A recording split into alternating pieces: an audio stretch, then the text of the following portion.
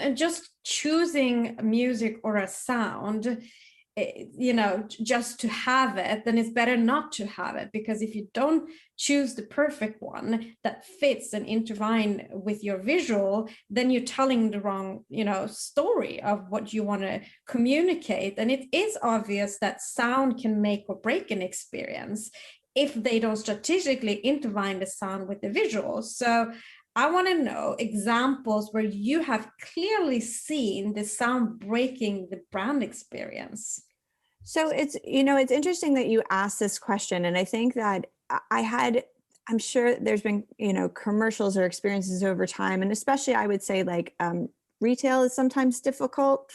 Like retail is one of those places that you walk in and you're just like, ooh, this does not work. And when we've done work with fast casual dining restaurants, there's a lot going on.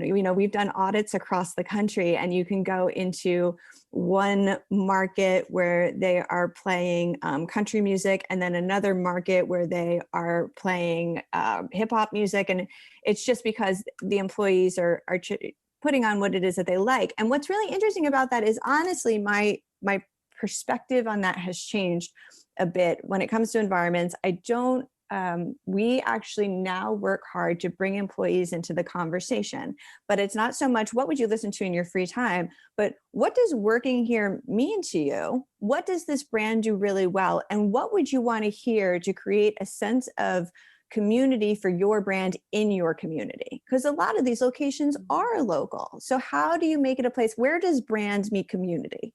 In the middle, as opposed to being, brand down, which I think works for certain brands. But most of them, and especially fast casual dining, you really want to be working community up and brand down at the same time. But there's been some doozies. I think also the technology is getting much better. I remember an audit only 4 or 5 years ago where somebody was still playing Christmas music in March, and it was because they hadn't gotten the latest Muzak CD, when people were still using CDs. So that's what stood out. But I think another worthy mention in this moment is brands were getting a lot of flack for the music they were using in April, May, June, when most of the world was just getting March, April, May, June, when most of the world was just getting into the pandemic. And everyone was like, why do I keep having to hear this single note piano over and over in these tracks? Now, here's the thing, that may not have always felt authentic to the brand,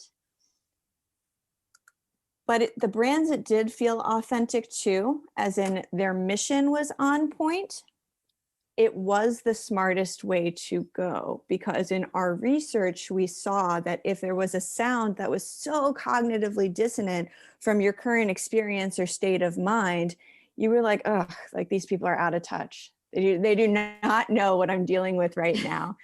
So, at the end of the day, how do we level up that learning? It's the importance of building a brand from empathy from the beginning, so that you can flex accordingly based on what's going out in the world.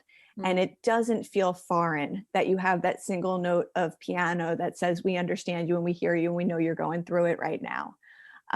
So really that's a brand strategy and positioning learning on top of a music learning. Yeah, I love when you say involving the staff, because I think a lot of people forget about that, because the staff, they have to live under that, roof, that sound day in and day out. And that's why they're somehow to start choosing their own songs, because it affects their daily life. But I have also discussed in terms of you can involve them, you can even hire people depending on what kind of music they like. You can also be very communicate with that this is the sound of the brand, so it becomes also accepted. And I liked the local idea, because it's the same thing when you're working in events and clubs. Then depending if you go to the east or the south or the west, you know what kind of music you will get. And I think that brands could also customize it around that. And also now with the whole artists having challenges, invite them, the local artists, and make people feel more the community feeling around it. So I absolutely love it. Yeah, a sense of belonging is really important. And I think, one of the things that I try to talk about is at times we've heard this language family friendly, Mm. music has to be family friendly. And I've come to the realization that that's a bit white coded for white acceptable music. Mm. There is family friendly music in every culture. Yes. In every sort of musical genre. So it's about understanding what does that community want to be welcomed into and what fosters a sense of belonging for them locally. And I think that with a lot of those sorts of environments, especially if you have franchisees, you can speak to that message. And that's what they want is traffic. So it's all important. And at the end of the day, the number one, especially in fast casual dining, if you're walking into a restaurant and walking back out, what is the thing that actually has the biggest effect on your experience? And we never ask about the music. So how was the music in that store? It was, how was your experience? Mm. Partially that is about your interaction with the staff.